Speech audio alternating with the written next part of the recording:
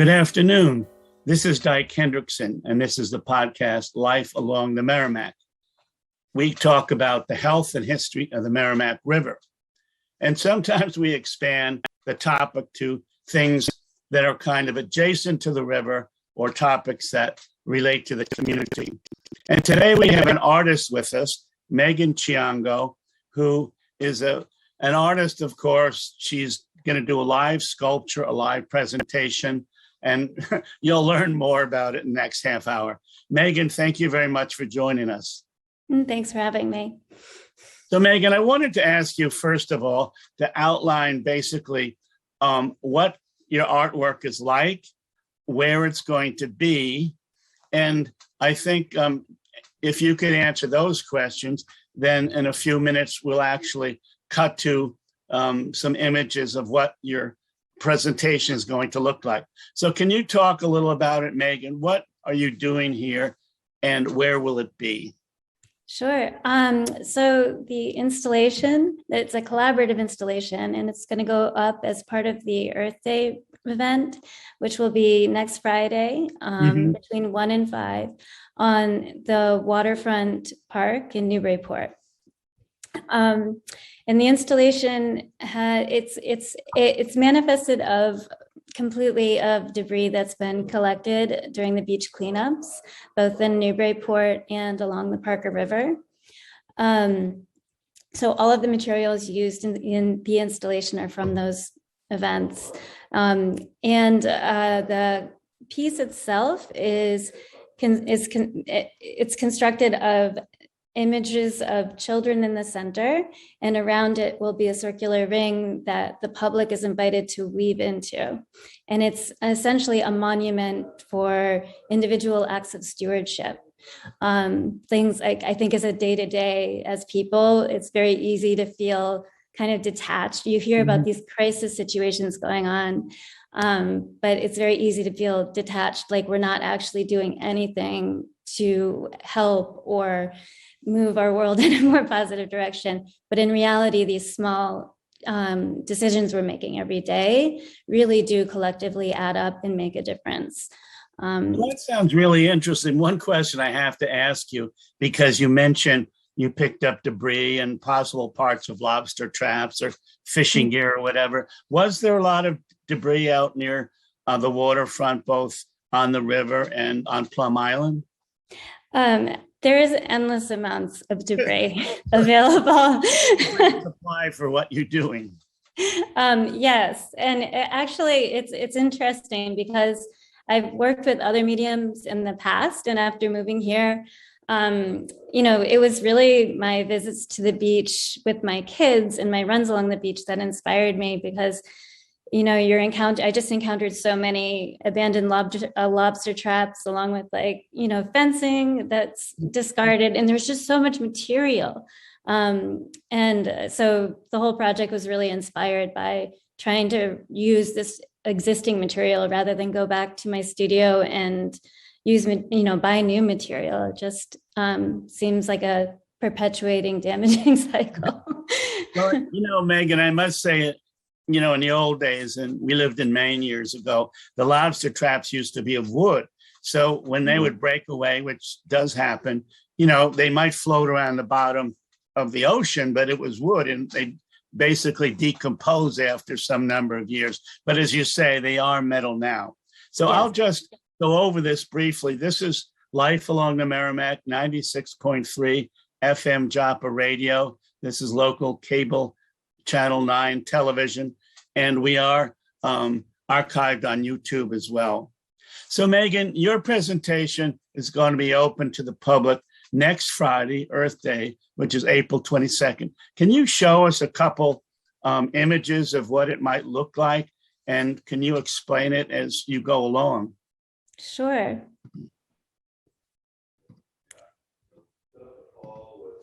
So I think I will start with this because this gives the most comprehensive view of the piece. So the entire structure is made from debris.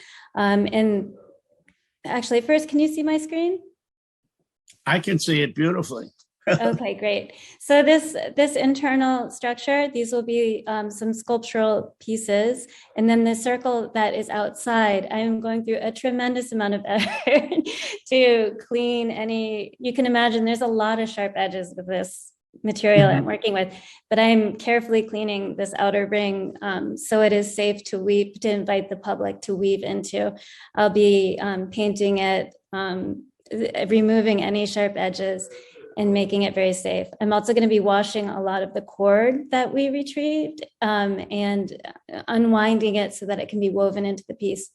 We'll also be providing cloth strips with ideas for stewardship that oftentimes, I mean, the ones that come to mind are things that my kids can relate to, like even as simple as choosing to go climb a tree rather than, stay inside and play video games. Just even that act of fostering your relationship with being outside is actually an act of stewardship, or choosing to take an apple as a snack over a squeeze pouch that has plastic packaging. So I'll have strips of fabric that they can weave into the outer circle of the piece. Before we get into that, I just wanted to mention a lot of participants on this podcast are listening on the radio. So how large, if they can't see it, how large is this presentation? I think you mentioned it might be about a circumference of about 19 feet. Is that correct? That's correct. Yeah. And in actuality, I haven't physically measured the diameter, but it is about 19 feet. That's correct. And it probably in around, I would say 6 feet high. Is how tall the tallest pieces are in the center. And maybe for our radio viewers right now, we are looking at the waterfront park. And can you, this is downtown near the embayment in the downtown near the river. But can you, Megan, talk about why you chose this spot? And also, if people are walking around that day, can they participate? Can they take something or put something on it, or how is it going to work next Friday? And that's a Friday, a week from Friday. Sure. I would love to see everybody participate. That would be wonderful. And just so you know, this will be up for the duration of the weekend. And I do see pieces of this actually being reused in other places. So this piece won't just end when we take it down at the conclusion of the weekend. But in this, if you're looking at this picture, it's the northern eastern corner of the waterfront park and near the Waterfront Trust parking lot. And this location was actually selected by the parks manager there. And I'm thrilled with it. I think it's a wonderful spot. And I'm really happy and honored to be part of this really wonderful event that the community is putting together. Well, the location you chose is actually near a monument, a plaque there on the waterfront park, which states that Newburyport is the birthplace of the Coast Guard. Now, most people don't know this, but and people ask me, because I wrote a book about the Coast Guard, they say, do people really know that this happened? So while you're down there seeing Megan, you might walk across the park and see the monument to the Coast Guard. But let me ask you a little more, Megan, where are you from? And did you start off wanting to be an artist when you were in school, or how did the development of your career go? Sure. So I moved to West Newbury actually last summer with my family, and probably I can relate to probably all other families that had younger kids. Is we were outgrowing our home because we had need for a home office, a homeschool, and then my personal studio was outgrowing my kitchen table at the time. Mm-hmm. So we started to look for other alternatives. And I grew up in a rural area in an orchard. So I've always wanted. Are you from Western Pennsylvania? I think your school was in Western Pennsylvania. No, I actually grew up in very northern Connecticut, near Massachusetts, the Massachusetts Is that near border. Warren, Connecticut? No, in northern Connecticut. So the town is called North Granby. Okay. And it's literally, you could walk up the road to get into Massachusetts. So it was very close to the Massachusetts border, a very rural town. But I grew up in an orchard, so I've always really wanted my kids to be able to have an area where they could really form those strong connections with outdoor spaces that I had growing up. No, but